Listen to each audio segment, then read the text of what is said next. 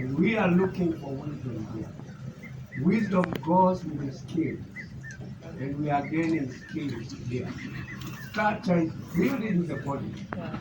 This is proper science that people will be taught to teach people how to have proper diet, to grow physically fit, and in the favor with God and the man. So we are going to be in favor with God and men. So this is a wonderful college, Your Excellency. And this is the way to go in many areas. We need skills. In Australia, they don't need degrees. They need skills. And if you have a skill, you never miss employment. You become employer instead of being an employee. So we thank God for what has happened today, Your Excellency the Governor, and all the team which is here.